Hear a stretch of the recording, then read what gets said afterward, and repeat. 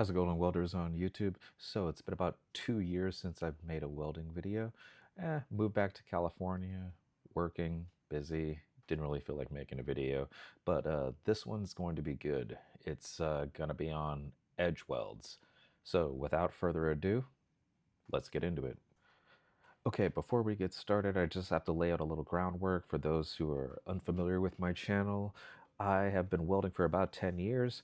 In terms of aerospace, I've welded at I think 5 or 6 aerospace companies. I lose track, they're all the same. And I was an instructor at the College of Southern Nevada. When I was in the military, I was an aviation mechanic. Currently, I'm a drone pilot. I've jumped out of airplanes a few times. My dad worked at American Airlines. My entire life is aviation. Now, when it comes to listening to what welders say, I just want you guys to keep a couple of things in mind. These are fallacies. You see, I was a literature major before I became a welder. So, a lot of the times you'll have morons that are welders, and they usually go to two different areas. They'll say, oh, well, this guy is right because of his position. That's an argument from authority. That person may or may not be right, and their position is irrelevant. The next is the bare assertion fallacy. Oh, we've been doing it this way, therefore it's correct. No. If a welder tells you those things, they think you're stupid and they're lying to you.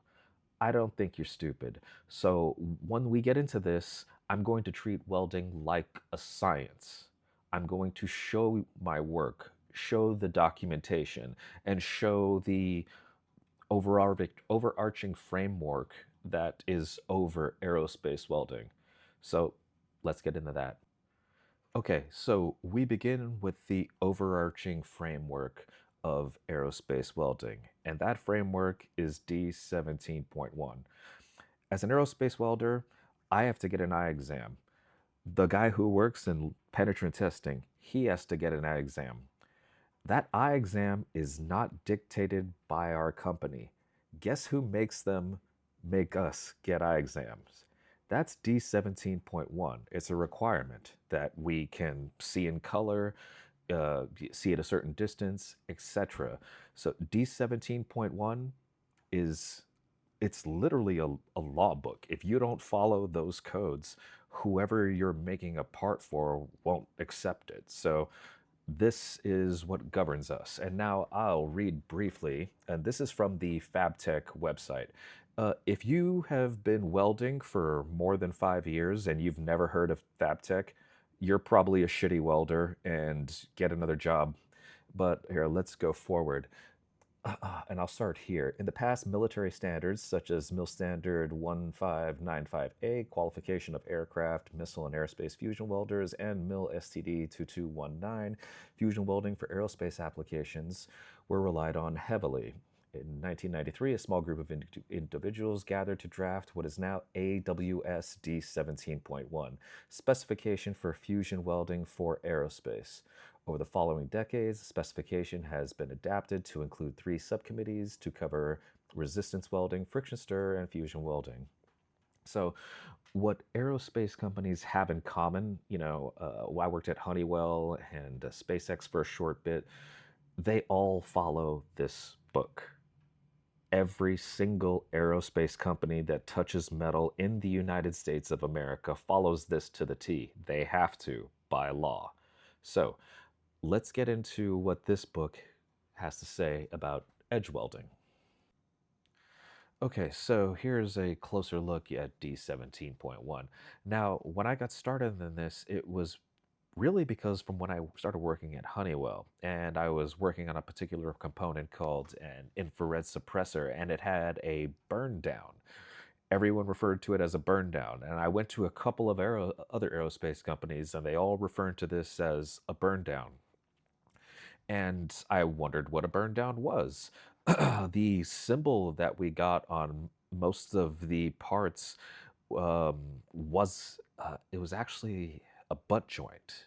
Every now and then they get it right, but most of the time I saw a butt joint. But when you look up burn down, as you can see that I pulled up here, you hit enter, no results found. Even if you look up the term burn, you only find something for arc strikes. So why are these huge companies using a term that's not in the book? Well, we'll get to that. That's going to be the edge weld thing. So while oh, while we're here, let's also look around this book really quick. So remember when I said I had to have an eye exam? Well, that eye exam is actually right here. Boom. Vision requirements. Welders, welding operators, tack operators, blah, blah. And it shows right here the actual type of vision tests that we have to take. And I took these yesterday. So, yeah, requirement there. And let's get into actual aerospace weld test, non-destructive testing. So right here, there's a weld test that we have to do. It's tube to plate in various materials. So this is it. And when they're done, they cut it into little pieces. So even the person inspecting our welds, they're not thinking, they're doing what they're told. And who's telling them what to do? D17.1. And welding engineers, you think that they're making up weld procedure schedules? No, they're not. They're taking it from this book right here. Bam, here's a welding procedure. You know, all the company does is freaking throw their letterhead on the top of it. Boom. Yeah, I could be a welding engineer right now and just fill all this information in. And it's pretty, they don't even decide what information goes there. They look on another chart. They're not doing any thinking. D17.1 does all the thinking for them. But now, what are we actually getting to? And that's going to be the edge weld. And this is an edge weld right here, specifically this one. And that's going to be the edge weld symbol with the burn through. Now this is going to be very important in the next section of this video. So I remember I told you I show my work. You'll see the two flanges together, and if you want to read about it, it's all right here, D17.1. But now let's get into some actual photos of welds and to see how a edge joint is fit up, how you weld it, and all that good stuff. Okay, so there's one thing I forgot before we move forward. So we went over D17.1 and how that sets the rules for how a weld in aerospace, and that determined that a burn down is actually an edge weld.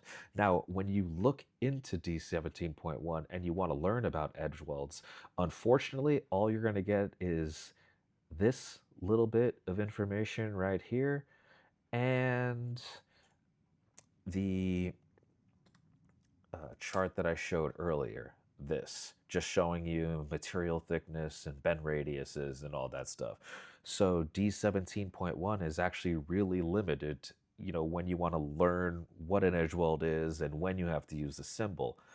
But they don't leave you hanging. If you look at the beginning of D17.1, it actually tells you other references, other materials that also apply to aerospace, so you can get more information on the particular weld. So in this case, we're going to be looking at AWS A2.4. And that is this book right here, AWS A2.4. And as I go back to where I had it, here goes edge welds.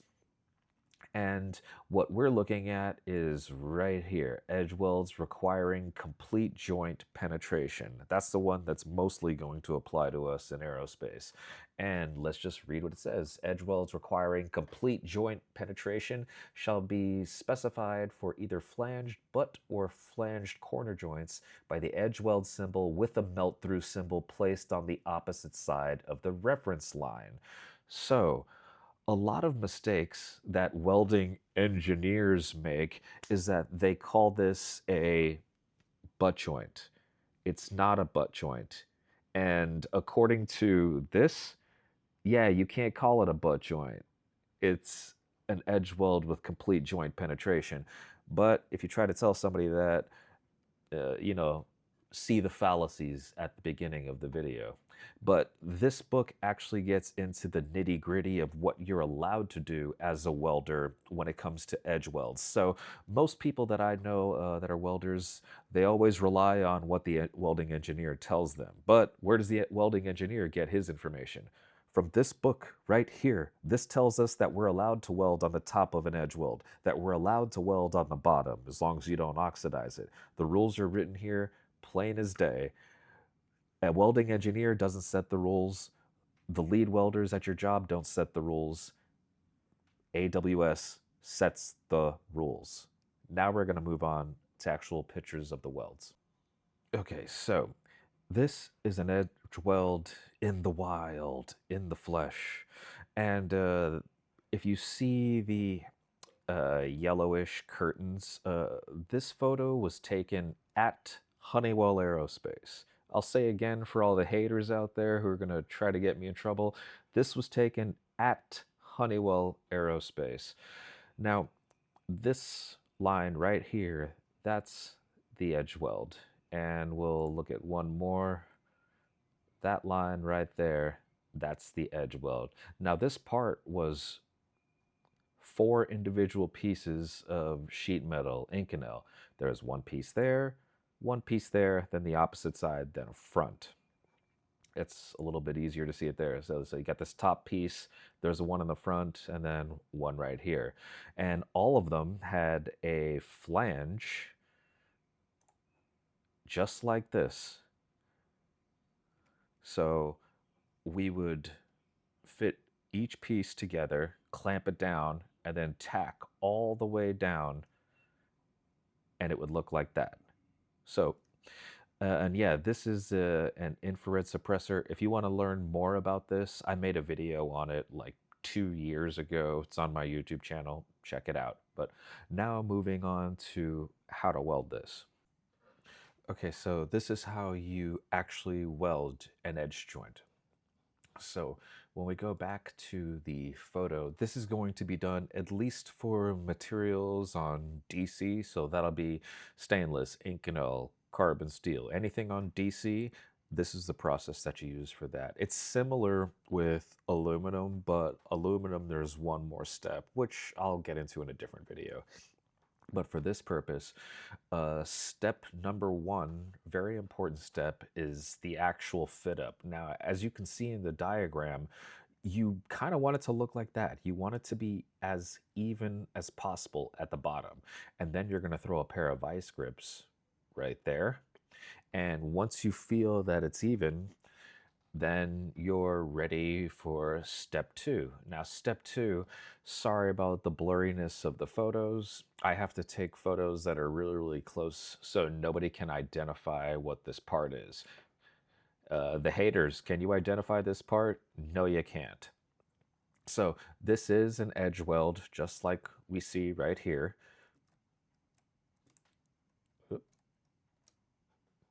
With two flanges on either side, and in the middle, that's step two or part of step one. You're going to tack, you know, every half an inch, whatever, you know, but to keep the actual shape in the back and to hold the part together.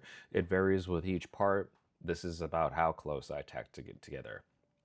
Then, after you're done tacking it, then you're going to fuse it. Now, why do you fuse it? Well, because especially if you're doing this for aerospace, you're going to have argon pushing back up through that part. So if you just have a bunch of tacks, you're going to have turbulent gas pushing through all those gaps. And on top of it, and probably more importantly, the part has a chance to open up on you, which you do not want. And that's kind of the most difficult thing about this, is that it tends to open up, and you'll blow a hole and you have to stop and repair that. But getting too far ahead of myself. So first is to tack and completely tack your part. Then fuse. fuse the entire part. And then after you fuse, you'll weld, which I'll explain afterwards. But after you're done welding, this is what the weld will look like on a burn down. It doesn't look like a typical weld, like you're adding rod, because you do add rod, but you're using a lot of the material in the flange, hence the term burn down. I've heard people who are really, really good at this, which I haven't seen somebody who's really good. I've seen guys that are kind of good, but expert level apparently is you don't even need welding rod. You can just burn down the material and make it look like a stack of dimes. So this is one that I did, and that's what the weld looks like on the top. It doesn't look completely clean, but it's good to go in terms of the standards and the weld passed. And then this is what the back side of the weld looks like. So it doesn't exactly look like, a fillet weld. But yeah, that's what an edge weld looks like, and those are the steps that you need to do to actually weld it. Next part of the video, I'll get into the actual technique and try to explain that as easily as I could possibly can. Okay, so normally I actually would show a video of this, but unfortunately I can't. I actually care about my job this time around, so you're not going to get that. But I'm going to try to get you as close as I possibly can without actually showing myself physically weld something. So the way you got to think about this is so you'll start with your tungsten towards the top and you're pushing down. So you'll start from up here and go down towards the part. Now, there's a million and one ways to skin a cat. I'll see some guys make little circles and, zigzags, or they'll, have pulse and do all kinds of random things. I'm going to try to explain this the easiest way possible for so the average person or the most people can be successful with this. So whenever you weld and you pull the tungsten away from the material, it actually causes the arc to widen and the voltage to go up. Now, I didn't make that up. And you know how I always say, welders bullshit and blah, blah, don't believe them. So I came with receipts. Now, this is an actual photo of a weld, and it actually shows as you pull, this is the arc length, as the distance increases, the voltage increases, and the cone gets wider.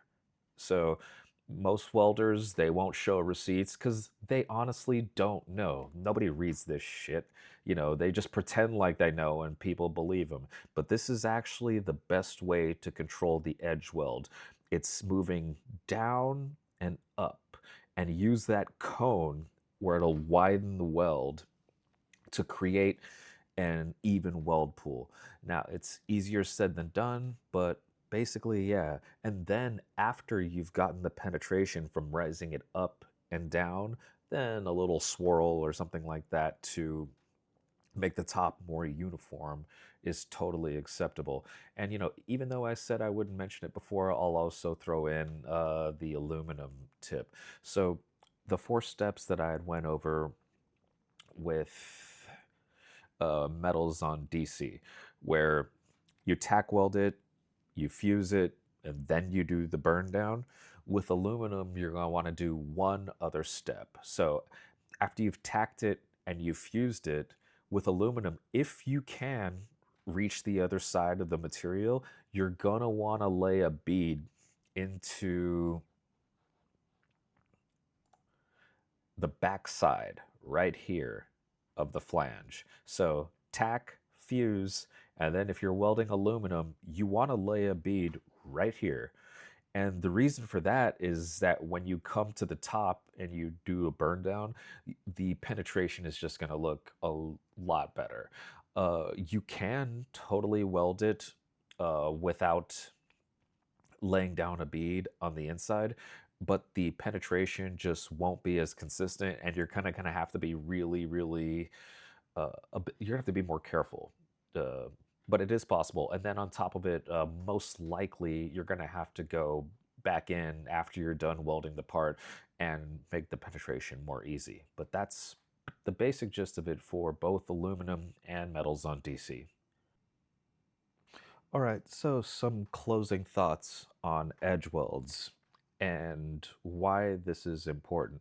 So, in my industry, welders get a lot of things wrong because they just trust what the last guy did. Like I said earlier, most welders they don't even know how to read English, so they can't progress in the industry because a lot of the good information is written down in only one language, English.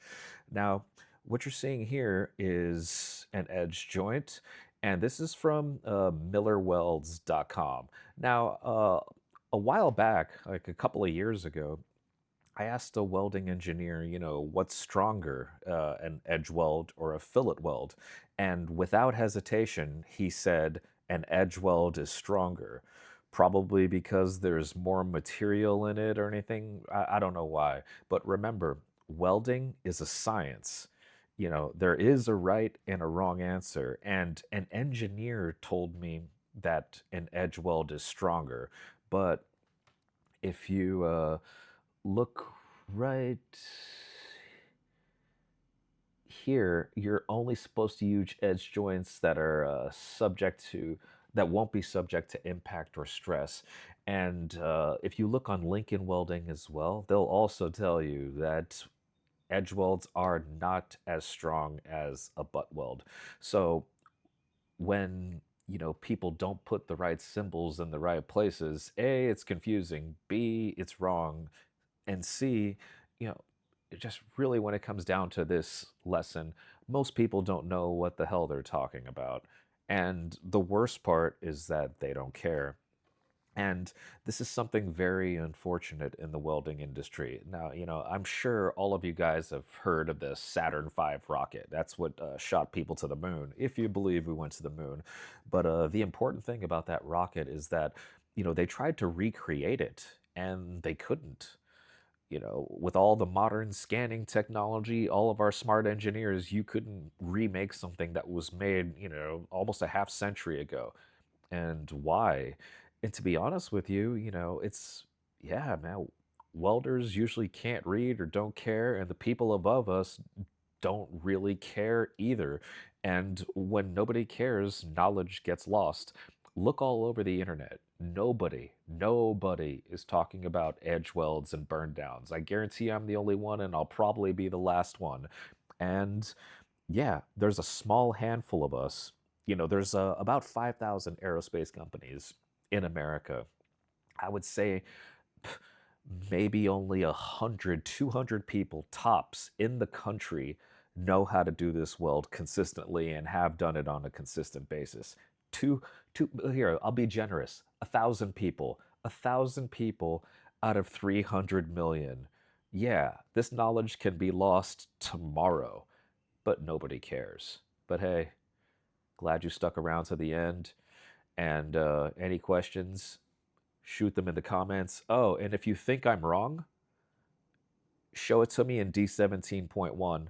Don't ask your friend. Don't rely on your nonsense experience.